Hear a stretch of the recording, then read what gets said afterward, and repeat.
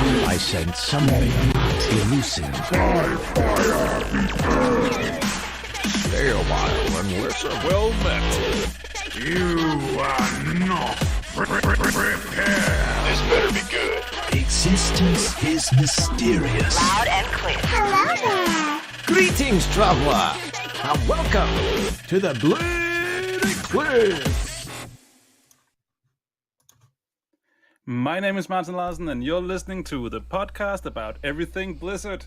It's Sunday, January the 27th, 2019. We are in a new year, gentlemen. With me today, Tom Knight. Yeah, hello. We're back again, another year. How many years is this now?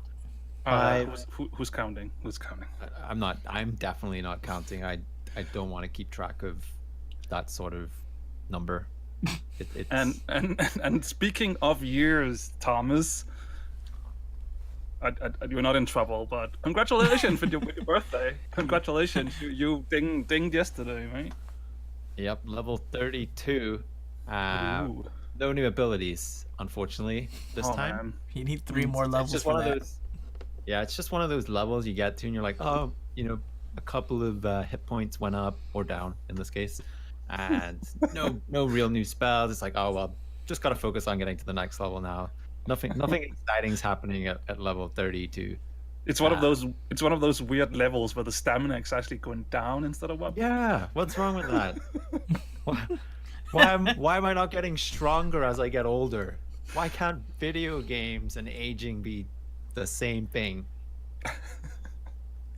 No Right, good. Marty? No good. If anything, the video games would change. They would change so that when you start, you'll get to once you get to about 27, that's like your high point, and then as you hit 30, it just starts going down, like your stats. So it's like logical progression. There's actually some game I saw. I think I saw it on Discord that you start off really powerful, but as the game progresses, you sacrifice part of yourself and you become weaker and weaker.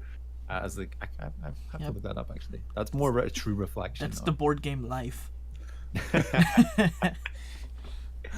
Also with us today, as you already heard, it's Michael. Welcome back. Yes, it's good to be back. However that may be, it's good to be here and just hanging out with you guys. I missed it. I've been lost on weekends. I've gotten to sleep in. I've gotten to play other games. It's been a weird time in my life, and I don't like it. It's scary. Broke your foot. I broke my foot. That's how bored I was. I just had nothing going on, no Blue Recluse, and I was just like, let me just smash this against something really quick. Some people took, not getting Diablo 4 news pretty hard. Michael was one of those, but yeah, sometimes you just gotta if let your frustration if you're gonna out. go to Blizzard HQ and kick that cast iron statue out front, Michael, I mean, what a way to break your foot. By the way, for the live audience, thank you, Pete, for the host over here on Twitch, and hello everybody. Thank you for joining us. Welcome back. Welcome back, everyone. Welcome back to us. Welcome back to you. Just welcome back. We've had a break. We've been away. Not too much has happened, I guess. No. It's been very, very silent on news. The past 1.5 months, nothing has really happened. It's been really, really quiet, right? Really quiet. I can't hear anything. We've got blank show notes. Nothing to talk about. It's like we weren't even away. Have we been away long enough? Michael, have we? What's going on? Blizzard's been on a hiatus, just like we have. They've been waiting for us to come back so that they can start making news again. There hasn't been anything positive or negative going on in the Blizzard space. It's just been chill. People just been enjoying World of Warcraft at a high point in the game. Everyone's enjoying Diablo 3. Heroes of the Storm is in the healthiest state it's ever been. And we are just Starcraft 2, king of esports. So, where are we going to start with this episode, Marty? Where are we going to start? I think that's what we're trying to figure out as we ramble on. We're just like, okay, 1, how do we podcast? And 2, how do we even start once we figure that out? Yeah, we need to get our footing back. Well, let's just let's just jump into it then, I guess. Personally, for me, it's been really difficult to see all these news, and and I think it all started around BlizzCon, right, where it started to go a little bit downhill, and it feels like it's just been a downhill ride from there. Mm-hmm. So obviously that has also impacted how I feel about Blizzard and their games at the moment. I haven't really been too into their games. I haven't played them too much over the break. I've been into World of Warcraft when the new patch hit, just to follow up on the story, which was good but short. There's not really too much for me until this week when Looking for Raid opens up, because I'm not really in a raiding team. But besides that, I found it difficult to feel really good about Blizzard, even though, yeah, I don't know. I don't know. It just feels weird to me. Blizzard feels weird to me at the moment, and I think that passion that we all had, it's being tested. Let's just put it that way. I want to hear Michael's contribution to this right now, because we were talking this week, and we've obviously talked over the festive period, and yeah, we've all, like Marty says, we've been feeling a bit strange about Blizzard. And I guess it feels weird right now also to be sitting on a Blizzard podcast where I feel like we've always tried to keep positive, keep positive energy going and keep this upbeat outlook about how things are going. And right now, like Marty says, we are being tested. And for us, as the Blue Recluse, it's unfamiliar waters. We're not gonna lie. We are in a position that we're rubbing our chins, and we're not actually sure what's happening next. But we decided to come back on and sit here and maybe talk about what's going on in our heads with regards to Blizzard, because we have been big Blizzard fans. We make a podcast about Blizzard games, and then suddenly to go through this and you're feeling conflicted, almost guilty that should you even be feeling this, or shouldn't you? And I know we're all three of us are somewhat similar stages right now with our mindset towards Blizzard, but I guess we're just gonna try and take this episode as an opportunity to peel back the curtain and just go all in with how we're feeling, keeping it real, Michael. Yeah, so we had a discussion, I think it was a couple days ago, where we were talking about, okay, when we do the next episode of the Blue Recluse, what are we going to talk about? Obviously, we could sit here for hours and talk about all the negative things that have been going on, but do we really want to do that? Let's do that. No, you could get that information from a myriad of places if you wanted. We didn't want it to kind of be like that, and we were discussing, okay, what games are we playing? And I think we kind of settled in. I was the one that was the most involved with World of Warcraft at the moment, and that's probably due to my inexperience with the game as a whole. Like, you guys have kind of like lived the game since its inception and gone through everything, while meanwhile I just kind of came in with Legion, so I'm just like, yeah, I mean, there's not too much to do, but I still get in there, try to do some dailies here and there. The new raid is out, and it is actually really good.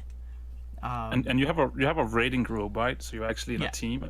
Yeah, I mean that helps a lot, because even back in, I mean, every expansion, when you get to that point where there's not too much new happening, if you have a raiding team, then you keep going usually. Yeah, so our raiding group is in a middle point, and I've talked to Ryan from TRC about this as well, because it is a little bit of a weird situation right now where even my group is starting to feel the effects of the direction that World of Warcraft has taken, and our raid group is not large enough right now. So Thursday and Friday we got the raid group together, and we actually pugged most of it. Like, there was probably like 8 of us or so from the guild, and then we pugged the rest of it.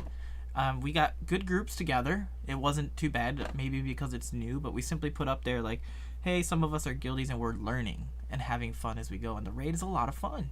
Is it enough to bring people back? I don't think so. Mainly because there's not enough other things to do other than the raid. Like Marty said, like, the storyline is pretty much over the moment you start it. But other than that, I haven't really played too many Blizzard games. Unfortunately, I haven't played Heroes of the Storm pretty much since we got that announcement of the esports.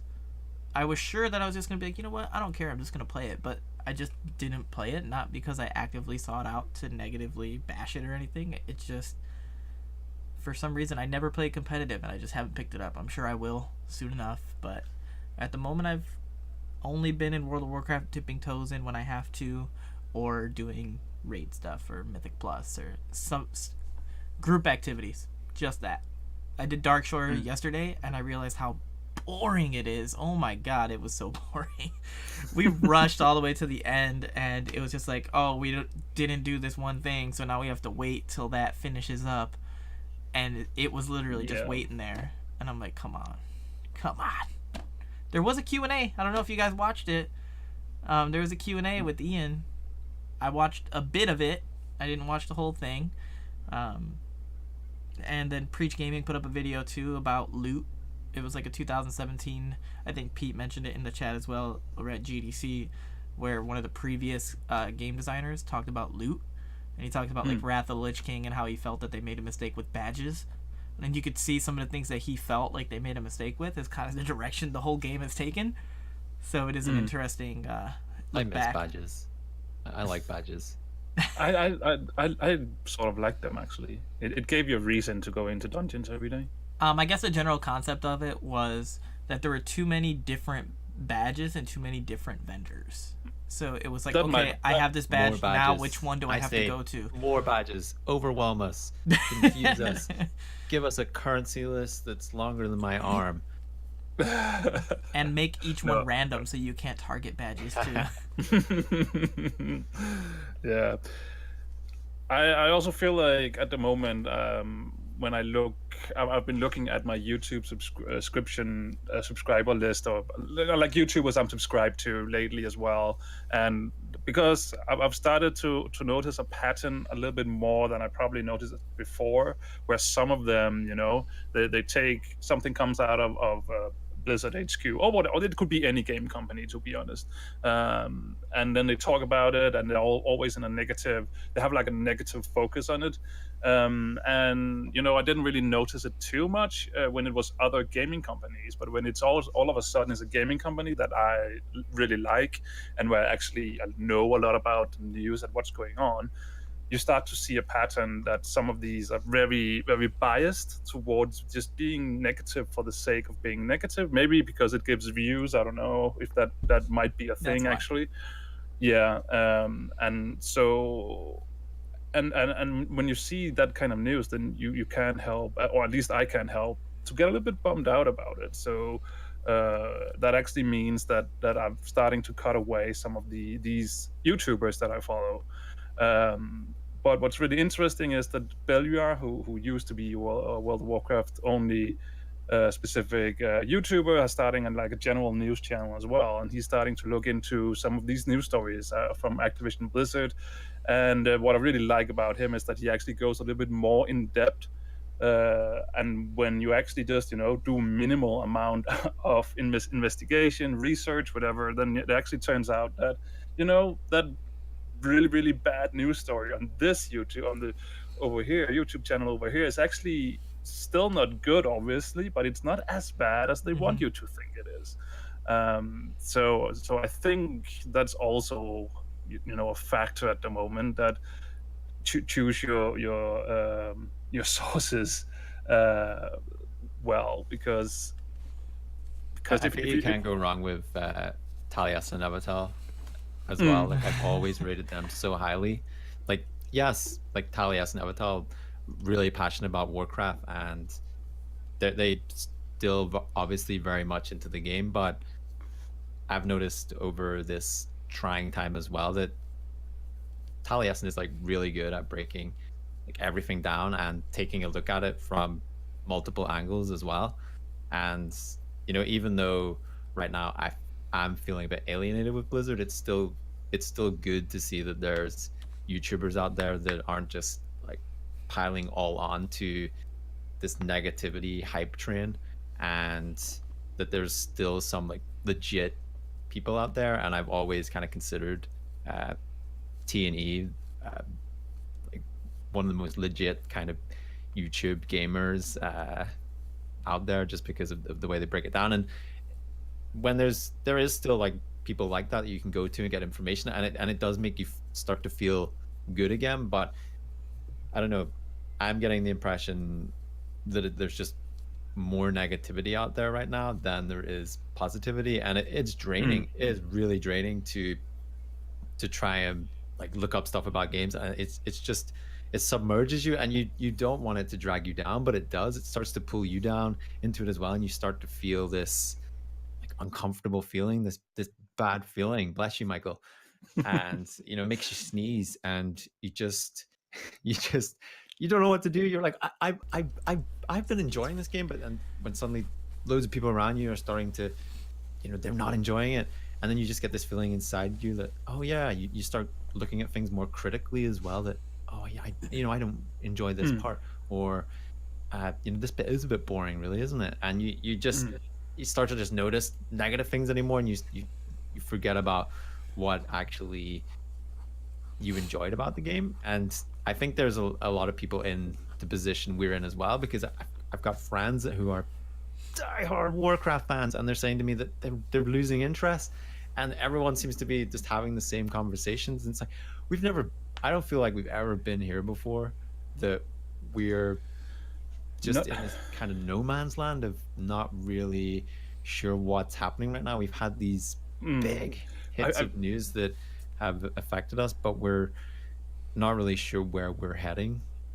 I feel like we have been in situations like this, but then it has been like with one particular game, for instance, because not a lot of news has come to get to that, and then then we'll just play this game over here instead. Oh, Overwatch is fun as well, but I feel like at the moment it's just everything. I'm opening up my Battle.net launcher every day, and I'm like, I actually don't feel like playing any of these games, and it's weird. I love these games. I love these universes, but I just don't feel like playing them. Yeah, it's really weird, because if you play any one of the games, like you jump in, you're gonna be having a good time. I think, like, unless you're playing competitive Overwatch, you're gonna be having a good time no matter what you play. So it's a really weird situation where I think most people can say that the basic layer of all the games is still fun. Like, the games are still fun, but in the sense of World of Warcraft, there's just, unless you haven't been playing the entire expansion, there's not much to do right now. It's almost like the Warlords of Draenor situation, just a little bit too early. Rather than like, oh, there's no end game content. It's just like, oh my god, like, we're not even halfway through, it seems like, and it's already a drought. Like, what is going on here? 8.2 could be a big push. We're gonna see revamps to the gear. I don't think that we've seen exactly what those plans are yet, but that could be a big push towards the right direction. So hoping that is going to get it. So exactly what Pete just said in the chat.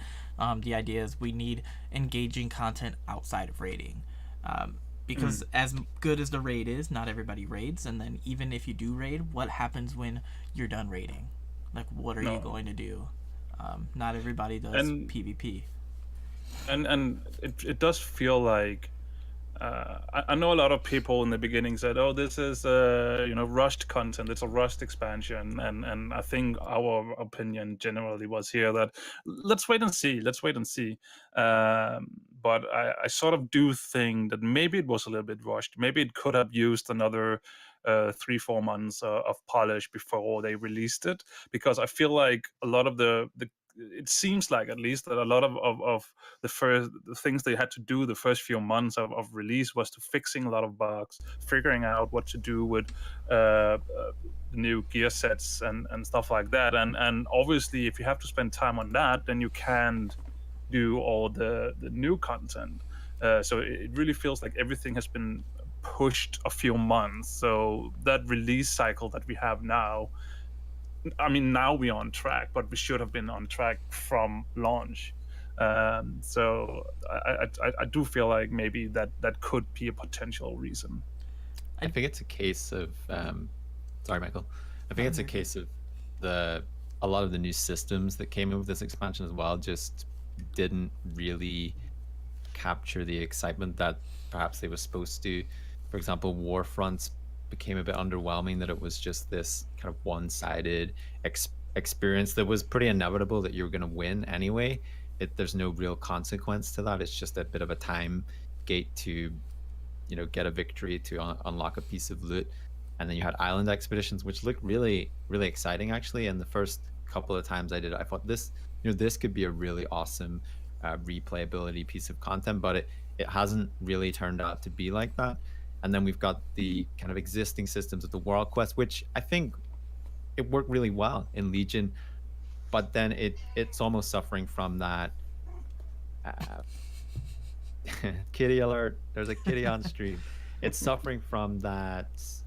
Just you've kind of done it. You've done it so much. You've done so many World Quests that you start to feel that fatigue. It's almost like when Mists of Pandaria with the whole dailies. It was dailies. You want dailies? You got dailies. Here. Everyone gets dailies, and it's just because it's so similar to Legion that it is a good system, but it's just more of the same. And I think we are a little tired of that as well. I remember when we hit max level, there was a few people in our guild that was really, really quick to max level, and I asked them, so how is it at max level? And they said, well, it seems like pretty much like last week, same old, So I think, and that statement, I think, is pretty much sums up the experience of this expansion so far, in my opinion. Yeah, max level, there's like three things. There's raid, mythic plus, and then grinding out whatever materials you need for potions and things like that. But I wanted to rewind a little bit to what Marty said about it feels a little bit rushed. And I think one thing that most companies should do is, I just heard the news from Nintendo the other day that Metroid Prime 4, which was in development by Nintendo, they came out and straight up said, like, we've pretty much scrapped it because it wasn't turning out the way that we wanted, and we're giving it over to this studio over here that did the previous Metroid Prime games, and they're starting from scratch and they're going to revamp it. And I think it takes a lot for a company to just come out and say, like, straight up, like, look, we tried to make it work and we were not able to work, so we're putting it on these guys. They're going to retool it from the ground up, and they're going to hopefully make it work. I think if Blizzard would have just came out and said early on that, like, hey, BFA needs a bit more time, like, we need to push it back, we're sorry we can't keep it on the cycle, but we want to make the best expansion we can, I think players would have been more on board with just being like, you do what you need to do. Yeah. I mean, that I used don't know if they would have been. I don't think so either, but that used to at least be the Blizzard way, in my opinion. It used to be like, we'll release it when it's ready. That has always been like, so like, I mean, just see on Diablo 4, right? That it has been, they started development, they scrapped it, they started over, because that's how they do at Blizzard. So I don't know, it's we have no, I don't know if this is true or if it has anything to do with it, but there's been so much news about it, so it could feel a little bit like maybe it is someone higher up, someone maybe at Activision that are saying, hey, let's push out a new. I know it's you can't help. I said it, and you can't help but think that when you look at what's happening right now, at least all the things that's been out of the news at the moment, right? I don't know. I mean, I can't. I have to disagree with you there because I forgot who it was, but I saw a video where they were talking about a lot of the bad decisions that have kind of led us to like the situation that we are now. And they're like, yeah, you can say that it started when Activision was taken over, but a lot of the decisions that people were unhappy about are in-game decisions that the World of Warcraft team has made, not necessarily like the higher ups up top. They're like, because it was like that big idea of like Mike Morhaime leaving is like the big thing, but they're like, all of these decisions have come under the guidance and the ruling of Mike Morhaime, so it's not like it was, unless there was like an evil Activision puppet behind him. Like... No, but I'm not talking about like specific things, specific decisions regarding gameplay. I'm more thinking about like, we want to get this expansion out and we want to get it out on. So forcing a timeline. Yeah. Okay. Because we do know that's Activision have done that before with Destiny 2, for instance. That's they needed to deliver 3 expansions every year. So expansions, Marty. Don't forget DLC, the quotation marks. Sorry, yeah, DLCs. They call it expansions. I'll call it DLCs. But we know that for a fact that that's what happened with Destiny. So maybe it could potentially be something that happened here as well. Who knows? Who does? Okay, so we've touched on World of Warcraft, and everyone is familiar with the issues and things like that. We've talked about the raid. What do you say we get into something a little bit different? Like what? Like, I want to talk about the possibility of, or actually that CD Projekt Red's creative director and the Cyberpunk 2077 writer actually left CD Projekt Red for Blizzard. Talk about somebody leaving another big game company to come to Blizzard instead of big names leaving Blizzard. I liked this news, and I liked that it arrived this week, because before this week I was really, what the hell do we talk about on the first episode when we come back besides all the negative things? And so yeah, let's jump to that, because I think this is a good news item, and I think it's an interesting news item as well. I actually read somewhere else that it's actually for Diablo 4 that he's been hired for, but I don't quote me on it. I'm not 100% sure, but I read somewhere that it was for Diablo 4. And I know a lot of people were a little bit worried when they saw the mobile Diablo Immortal, and that it looked, a little bit more light, not so dark and gloomy as we're used to Diablo 4. Diablo in general. So I think this is good news for Diablo 4, that if it is indeed for Diablo 4, because if you look at the writing for a game like Cyberpunk 2077, it's probably not kid friendly, right? At least not from what I've seen of gameplay footage from the video, with blood and gore and boobs and everything. So maybe this could hint that Diablo 4 will probably be good old, dark and gloomy Diablo as we know it. Well, Blizzard has already said that Diablo 4 is going to be darker. I think they said that already. They're going for that vibe and bringing somebody. So a lot of people are like, "Oh my God, they're bringing somebody from the outside." I actually think that that's a good idea.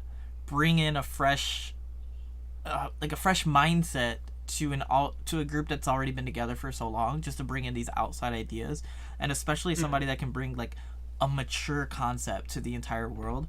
Like, I'm excited for what that could mean, and also what it could mean for future projects. Like, he does Diablo 4 right now, and who knows what else we might see on a separate game, maybe a new game, maybe that awesome first-person Starcraft game we've all been talking about that the world wants. Like, who knows what that could be? Starcraft could be a great place for some dark stuff. Yeah. So, I mean, I'm excited for it. And I mean, you said it, Michael. You said it that one thing is the Blizzard. You said that Blizzard has said that they would do this, but I mean, one thing is what they're saying, another thing is what they're doing, and they're clearly here. This is an action that clearly shows that and backing up what they said is what they're actually going to do. So I really like this news. I was really happy to see this showing up in my news feed this week. I think it's been about time because it felt like just this wave of negative news article after negative news article. We were getting blog posts from Blizzard, and just the way the year ended from like a couple of weeks before BlizzCon onwards, just to cap off the year like that, it just completely soured everything. And then we went away for our break, and more stuff happened with regards to like the last chance bundles in WoW, and customer service members in Cork being asked if they wanted to be laid off, and just all this stuff coming through. And when you look at some of those things a little bit deeper, they maybe aren't as bad as they seem, but just right now, when it's thrown in your face and big flashy text attached to it as well, it's easy to get caught up in this storm that we seem to have been solely embraced in right now. But it's gonna take just going into this year and starting to hear about what's actually being worked on, what's coming out again, to get us motivated, I think, because BlizzCon felt a bit underwhelming to me. Diablo announcement aside, yeah, I've been probably the biggest advocate on here for Blizzard to take mobile gaming seriously for years now. And I think it is definitely a good move for them to be doing that because it's such a big market. And how they end up doing that, we don't know. There's obviously a lot of issues surrounding the fact that they're partnering with NetEase and they have this history of these pay to wins games, and the Diablo game just looks like a reskin, but we're not going to know exactly what that's like until we play it. And we were pretty much upfront about that when we had the shows after BlizzCon. We're like, yeah, it wasn't what we wanted. We would have liked more, but to solely say that we don't want this, I don't think was right. But I don't want it. but how that was presented to us as like the one thing we wanted, it definitely didn't sit well. And just everything else that came through BlizzCon, yeah, there was some nice stuff. Warcraft 3, like Reforged, that's, to me, that was like the big one. And getting to jump into that again, I mean, that's nice. That's going to be something that we're going to be like really positive about. And there's WoW Classic coming up as well, which I was initially not a fan of. Then I warmed to it more, and now I'm kind of drifting away from that again. But it's gonna take me to actually try those and see where I'm sitting with them as well, because it's just so easy to get caught up and say like, oh, we don't want this, we hate Blizzard now, they've changed, they're totally different. But they haven't changed overnight. The things that are happening now, the wheels have been kind of turning over the last years. I mean, if you look back, you can look back and say, oh, it was so perfect in Mists of Pandaria, it was so perfect in the Burning Crusade. There's always been things that, you know, aren't gonna satisfy you, but you kind of push through that. Go ahead, Marty. Yeah, and I mean, the thing is that, sure, obviously things will change. It always about to change and has been changing. But I think one thing that people have forgotten right now, yeah, sure, I mean, they're making a lot of decisions right now to save money here and there, and what they did with Heroes was probably not the best way to do it. But to be honest, when it comes to games, we don't know yet. We haven't seen any. There haven't come anything out of Blizzard gaming-wise yet. We don't know. Maybe I mean they probably still have all their value, so the next game coming out of Blizzard can still be a really, really good game. And I don't, because I don't think that will change like overnight. I mean, sure, we'll have to wait and see what happens. And I mean, it's the same with you also mentioned Diablo Immortal and NetEase and being, you know, pay to win games. We don't know that yet. And even what's his name, Breivik, whatever, the original creator David of Breivik? Diablo. Yeah, exactly. Who has been very vocal about Blizzard not being Blizzard anymore, has actually said it himself that, hey guys, maybe relax a little bit. Blizzard is not known for doing, you know, pay for win and stuff like that. That's actually, you know, cool down a little bit and see what happens. It might actually be a good game that is fair to you. Who knows? And so, I mean, we haven't seen anything yet. Sure, a lot of bad press has been coming out at the moment, but, you know, things will change. But we don't know how bad it is yet. And one of the thing is, all the fallout from BlizzCon and everything surrounded like that. Let's not talk about Fallout. That's a whole nother story. Oh yeah, No, don't no. go there. But I mean, if everything that's happened, there's going to be people at Blizzard that maybe look at this and go, oh, yeah, we could do that better in the future. And we're not going to like see those changes for maybe a year or 2-3 years down the line, perhaps, where we kind of led up to this moment last year where things kind of started to fall apart, and we don't know what's going on internally. There's been quite a lot of big names that have, you know, said goodbye to Blizzard as well to start up their own thing, start up their own projects. And that's also something that's been playing on my mind as well, that yes, perhaps the creative freedom of a lot of the devs there, you know, maybe that has been suffocated as well, and that's why they're moving on. But at the same time, I don't know what's going on in Blizzard. I'm not a fly on the wall. I can't tell you exactly what's happening, but maybe Michael can. Michael is a fly on the wall. Michael's a fly. He's living right next to Blizzard HQ anyway, so he knows. Yeah, he knows just stuff. down the road. So I just have like one thing to add to the idea that like a lot of people are leaving and it seems like there's restructuring. I try to consider it for those who watch sports just like that. Sometimes when a big team makes a decision to get rid of like maybe an aging star player and they're looking more to the future, there's going to be a few rough years in between there because they're adjusting to a new team. They're trying to build that team. They're kind of trying to re-establish the basics of what the company or the team used to be that they lost along the way somewhere. So I try to just think about it more like that. Like it could be that, it could not be that, but that's how I would like to envision it. How when we get rid of Marty because he's so old and we replace him with someone that's like really into esports and they have quick reflexes. Pretty much. Like right now Marty is like the veteran that we need to keep the team going, but you know, eventually we're going to hit that point where it's like, okay, now he's just bringing us down. He can't even get up to court anymore. His wrist is broken and he's limping. So that's what I try to think about it. Like it's just hopefully, like this is not me saying this is definitely what's going on. This is like me trying to put a positive thing on it. Like they're just rebuilding as a team, like trying to reestablish the basics and bring back some magic that maybe they were missing, because sometimes we all know we get stuck in our ways.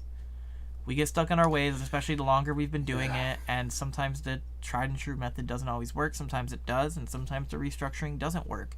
But we can hope that that it does work. I'm headed to the gym now. Don't do that. Don't do that. But no, I totally think you're right, Michael, and also, whoa! Don't worry about that. Mute your phone.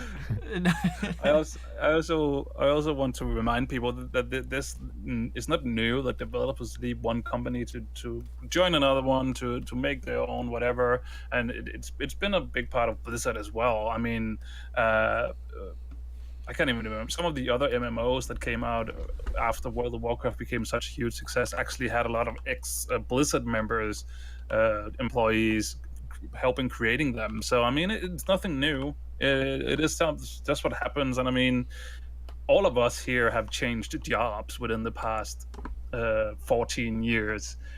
While we've been... Final Fantasy 14 reference? No, it wasn't. No. Okay. No, I mean, even us, we have. Even though I mean, I was happy in my job, but I wanted to try something new, and that's why I switched job and. So I mean, it can be a lot of reasons why some developers switch to play for the other team. I've heard that reference used before, but not for that. Yeah. Still processing that one. I'm like, we all had to be like, okay. Looks like the restructuring of the Blue Recluse might come sooner than we planned. Marty, you head to the gym, and Michael will take it from here. Okay, bye. All right, now that he's gone, we can talk about Starcraft. Which we actually do have some Starcraft news. Yeah, we do. Yes, we actually do. Yeah. Did you want me to take it, or did? Of course. Yeah. Right. Well, I mean, I'm going to the gym anyway, so you take it away, Michael. All right. So for those who don't know, Google's DeepMind, the AI that. First, it began by defeating professional chess players in chess, and then it went on to defeating professional Go players, and Go has a whole bunch of different possibilities. Actually went ahead and started... We saw this a while back, where they had announced that they were teaming up trying to do a StarCraft thing, where they were trying to get the AI to the point where it could play StarCraft. Well, it was BlizzCon 17. Okay. BlizzCon 2017, they announced it. Yeah, so that's BlizzCon 2017. He's all about the dates. Facts. He has this big dusty book that has his tomes. Yes, I believe it was in 2017 we first heard of this artificial intelligence. Oh man, you're making me miss Mulligans when you talk like that. Skynet was created in 2017. Well, anyway, Skynet has evolved to the point now where it can defeat professional players in StarCraft. They did some show matches with TLO, and it was Protoss versus Protoss. TLO is traditionally a Zerg player, but the AI won all the games against him. So then they decided to switch it over. They're like, okay, maybe it was because that's his off rate. So then they played some games against Mana, who is a high-level Protoss player. And they actually won. The AI won against Mana as well, which was pretty crazy. Like, they didn't even win a game against the AI. Like, they just beat them in every scenario. They did show that there were some weird things that the AI was doing that you might not see, but what was really interesting is that you were seeing them make decisions that were long-term in effect and able to counter certain things that weren't exactly considered the meta. I'm getting there, Alessander, don't worry. Mana did eventually beat the AI when they changed the camera perspective for the AI. Initially, the AI had a zoomed-out version of the map. So the AI was essentially able to see the whole map. There was still fog of war, but the AI could see all the units that they had everywhere all at once, while a player-controlled character usually will have to flip their camera all around. It's part of knowing what's going on. It's part of the skill aspect of StarCraft. You need to be able to react on multiple different fronts. So once they switched it to that perspective, Mana actually got the win. But it's still pretty amazing when you just think about it, like how far that AI must have come, that they were able to beat a professional player. And to put things in perspective, this is not an AI that is created with StarCraft code inside of it. Like, it's not like, hey, here's StarCraft code and do the optimal thing in order to win. This is AI that is adapting as it goes in order to be better at the game. So it's pretty interesting. And as I understand it, it's basically seeing as well what we are seeing. So it's not like it's just code controlling code. It's actually seeing the visuals and what's going on, and have to play the game just like a player would do. Yeah, this can have major implications for like gaming as a whole. It could elevate people to new levels that they may not have thought. It can actually make for a more interactive experience when we play games. A common conception nowadays is that games are too easy. Think about what can happen. We can now, the term intelligent AI that was used back when like the Xbox was released and things like that, like, come play this new Halo game, we have intelligent AI. They actually take cover, or you'll actually see some tactics being used. Now we can get to the point where like it seems like oh my god, like this is really intense because they are acting on the fly. It seems like the AI is learning based off my movements, and it's pretty interesting. I didn't think I would be this interested in it, but it's really cool.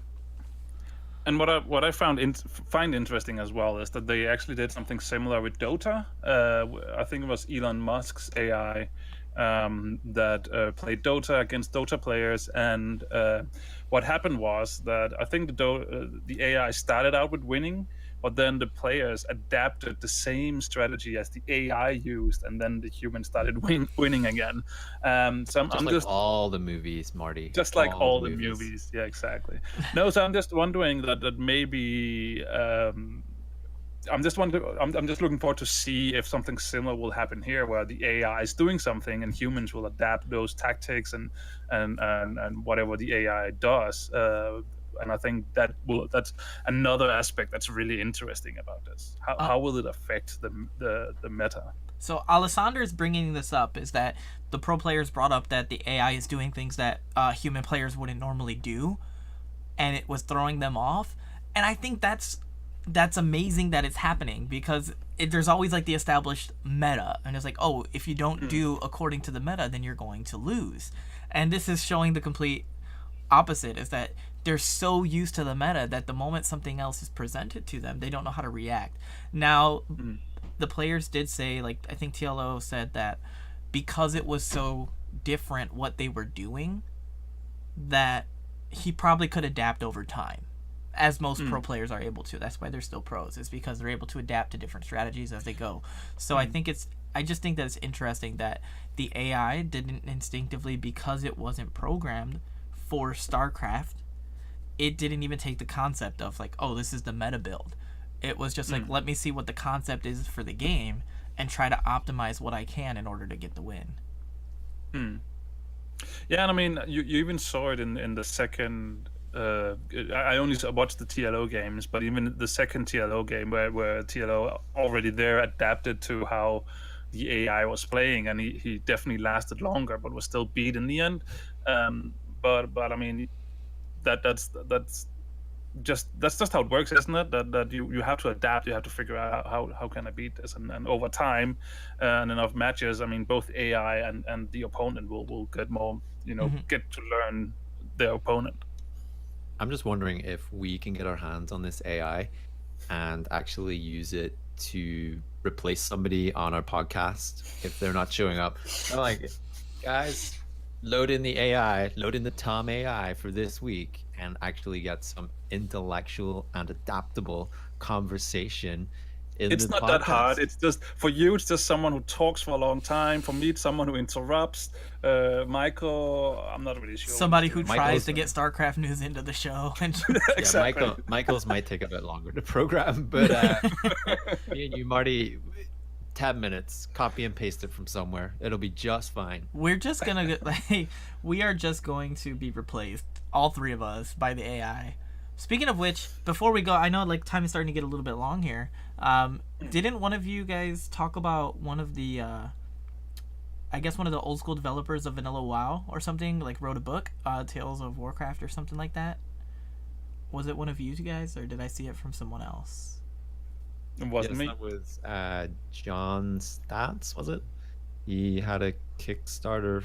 He was like a developer on kind of classic WoW, and I actually heard about him on a podcast interview on Frazzlecast with our good friend Fresley the Gnome, and that was actually really interesting because he was talking about I think it was Blackrock Depths, the design of that instance, and just the process of actually making an instance and how long that takes. It was really fascinating, and actually I think I would love to pick up his book to give kind of the inside of making like the world of Warcraft, because I'm sure it's absolutely mind-blowing, just thinking about every kind of detail and how long that actually takes to go through, and the tweaks and the changes and the code, Marty, the code, because apparently coding can be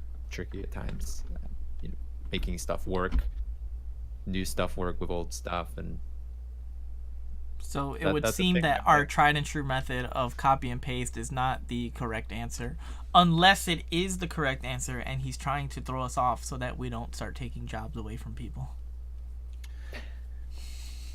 Yeah. The industry secrets that we know. No comment. But yeah, no, I've heard about the book, and it certainly sounds interesting. I might actually pick up a copy as well. So yeah. Anyway, I think that's sort of what we had this week. I mean, we have a question of the week actually. Yeah. So I don't know, Michael, do we want to jump into that real quick? Yep, I got it up. Okay. Whoa. I get excited when it's question of the week, okay? He's like, all this StarCraft talk. He is all right. buzzing. So for those on the stream, you can read it, but for those at home, I'll read it for you. It's, who would you want Blizzard to add as a tribute that they haven't yet, and how? What game? And it says Excelsior, and this is by Flame Flash. So this is in response to... It's really easy. It's really, really easy to answer. World of Warcraft, Inside the Blue Recluse, Tom, Michael, and Marty. Oh, I didn't even think of be that. awesome. That's a cool one. Yes. Michael the gnome, or Michael the dwarf. Michael the dwarf. Yes. Marty the human, and I think I'd have to be human as well. two humans and a dwarf. Look up that video. Don't look up that video. I just want to give some context to this question because there was a character Stanley that was put into World of Warcraft, a guard who kind of patrols around Stormwind Keep, and this is in tribute to the late Stanley, obviously, who departed the geek world and the world as we know it. So yeah, it was actually really if we were looking for something positive, that was one of the big things to come out of Blizzard. Like, yeah, there's still a soul there. There's still a soul there somewhere. If you look hard enough, you'll find it. Michael, do you have a character? Because I need to take a second to remember what mine was. I have a weird one. I don't know why, but I want a character like I forget the last name, but in the movie his name is Rico from Starship Troopers, and I want him to be in Starcraft somehow. Like, if they make a third person, I want him to like be the guy that's like standing in front of me and just is like, most of you will not make it out alive, but if you turn and run away, I will shoot you myself. I just want something. I want something like that. It's so, and I want it like cheesy, and I don't know. Like, I want that for some reason. I'm a weirdo. No, I'm with you. That would be so amazing, because I always felt like there were a connection between those two, because you know a lot of the bugs actually looked like they came from StarCraft or whatever, or maybe they were actually inspired by StarCraft. I don't know, but it looked like Zerglings almost. Like. Exactly. Yeah, I get it. I'm with you. Yes. I feel like this question was supposed to be someone who had died and we were making a tribute to them in a Blizzard game, and now I'm kind of worried that Marty. Did you see the third movie? He died. All right. But Marty's still with us. We are alive right now. There's a lot of Easter eggs where people are alive. It's true. But yeah, no. The question is as a tribute. But I mean, you can tribute people who are alive, right? Yeah, he's a character. Yeah. There hasn't been a Starship Troopers movie in a while, so you know he did. I'm actually stumped. I don't know who I'd put in. Maybe Deckard Cain. Let's just put him back. Like, he died in Diablo, but let's just put him back. I don't. He's already back, Tom. He's in Diablo Immortal. I know, but let's just put him back in Diablo 3, because I feel like that's when things started to go downhill.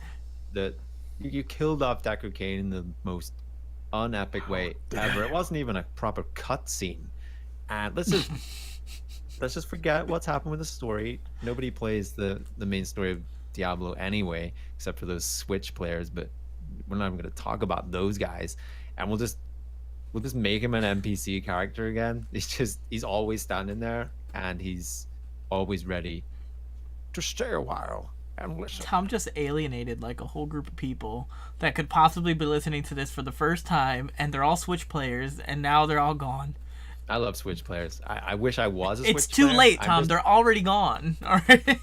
They're gone. Good riddance. You said who cares about those guys? Super Mario Brothers Deluxe Remastered New Edition.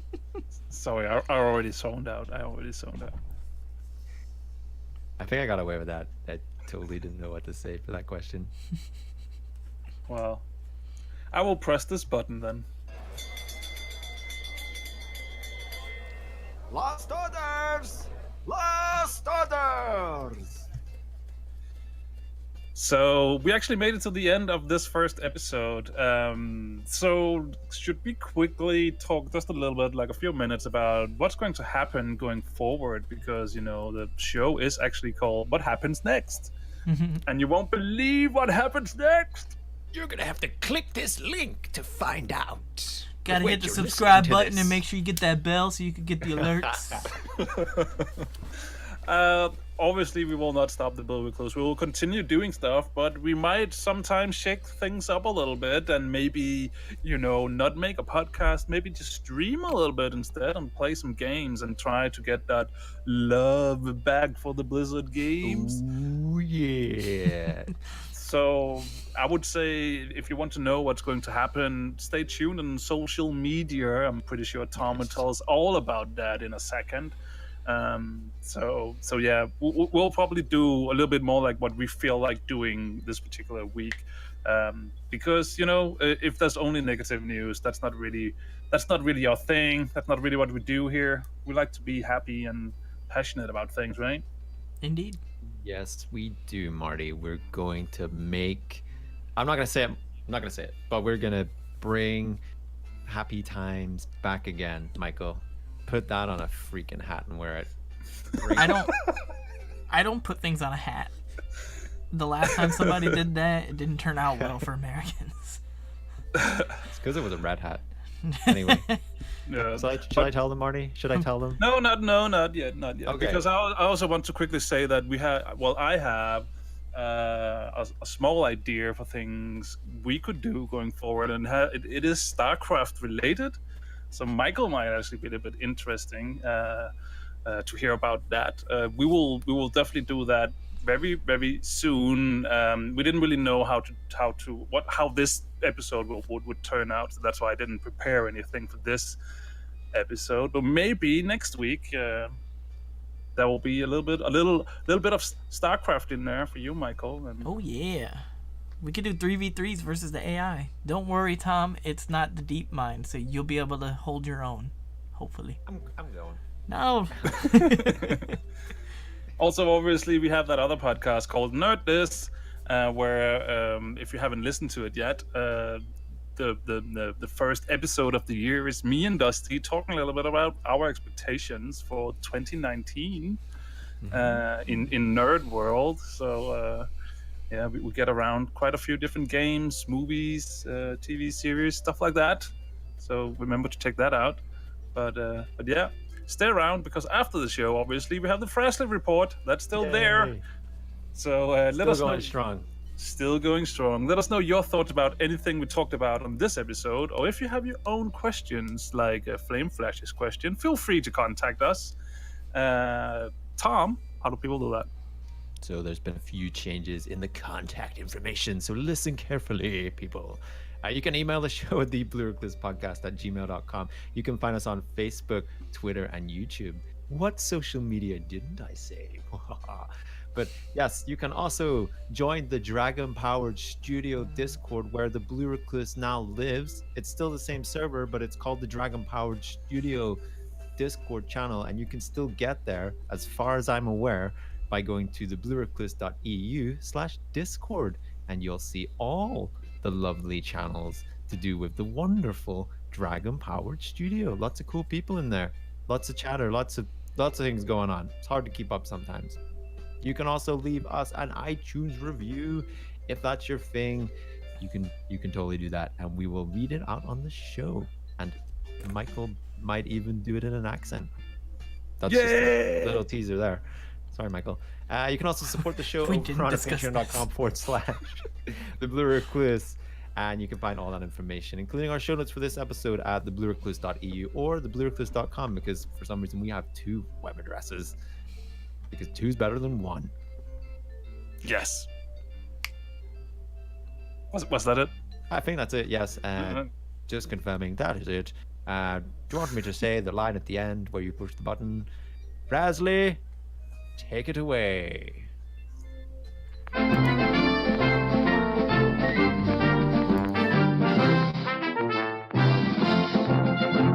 Welcome to the Frasley Report, a short podcast by me, the Awesome Gnome, about the World of Warcraft.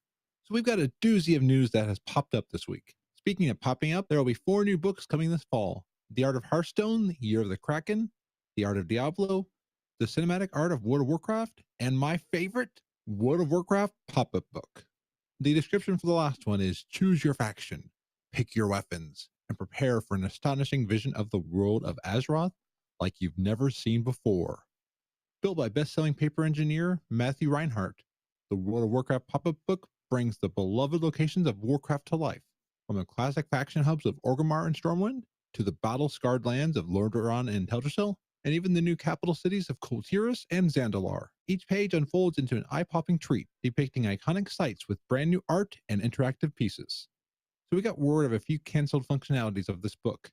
You know how kids these days like interactive things and using their phones? So they were going to include an ability to use the augmented reality function of phones to recreate the burning of Teldrassil or the siege of Lordaeron in 3D.